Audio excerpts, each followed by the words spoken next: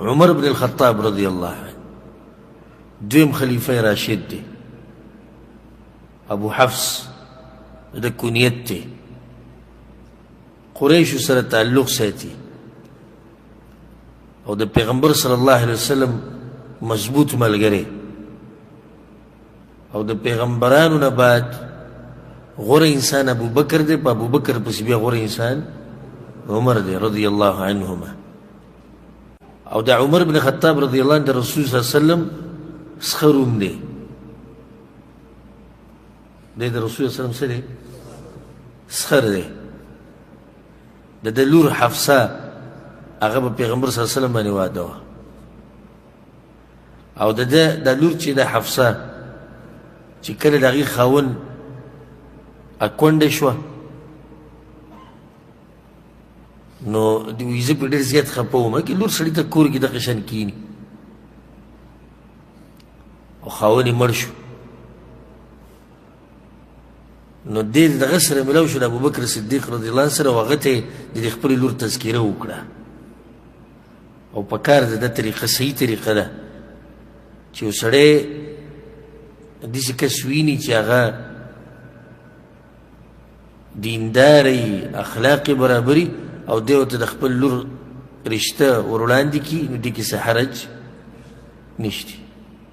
دا د دغې نه ښه ده چې یو چرسي بنګي راشي او بېدینه او ته د انتظار باندې چې څوک به غواړي بیا هغه له ورکړي.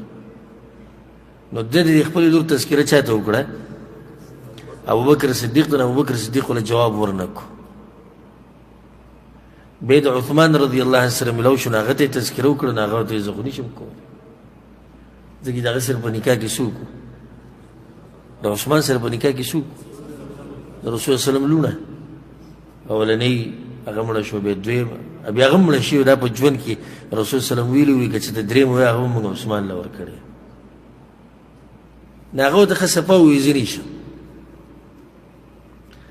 بیا څه وخت بعد پیغمبر صلی الله علیه وسلم عمر رضی الله عنه ته ووایي وایي ستا دا لور؟ هغه ووایي یا رسول الله وایي که موږ له یې راکړي وایي سره سم خوشحاله شو. دا وروست خو یې ما د الله نه غوښته. بیا د هغې نه بعد د ابوبکر سره ملاو شو نو ګیله یې ورته وکړه تا نو وایي سخت خفه یم. هغه ورته یې ولې؟ نو وایي ما درته دومره غټه خبره وکړه سړی یا ها وکړي او یا نه وکړي نو غلي کېناستو څه مطلب دی؟ مطلب دی چې ته سره زما خبرې له توجه نه ورکړې او ته نه داسې نه وه. زه غلی په دې پاتې شوم چې ما د پیغمبر نه ستا د دې لور تذکرې وپېره اورېدلې وه. نو هلته خو مې دا خبره تا ته کولی نه شو ځکه چې دا خو د راز خبره وه. که مې ها کړی وې هلته د پیغمبر دا خبره مې مخې ته و چې هغه تذکره کړې و، او که مې نه کړی وې او پیغمبر نه وی غوښتلی نو بیا ما ته موقع نه میللی چې ما غوښتلی. نو د دې د لاسه زه غلی پاتې شوی وم. نو د ده لور حفصه رضی الله عنها دا واده ده په چا باندې؟ پیغمبر صلی الله علیه وسلم باندې. څه اوچت انسانان دي چې زوم یې څوک دی؟ پیغمبر صلی الله علیه وسلم. عمر بن خطاب رضی الله عنه تقریبا 10 کاله خلافت کړی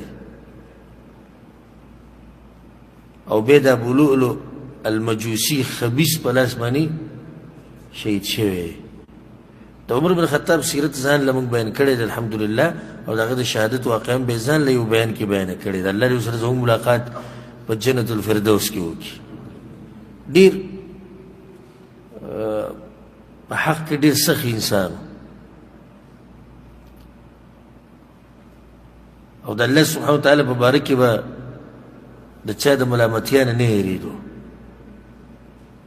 ځکه د راځي د په سیرت کې چې د دغه شان په کفر کې هم سخت څنګه چې په اسلام کې سخت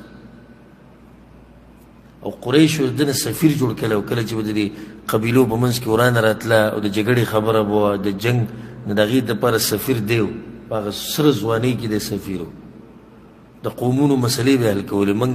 زمونږ هغه ځوانان اوسه پورې د خپل موبایل کارډ مسله نشي حل کولی.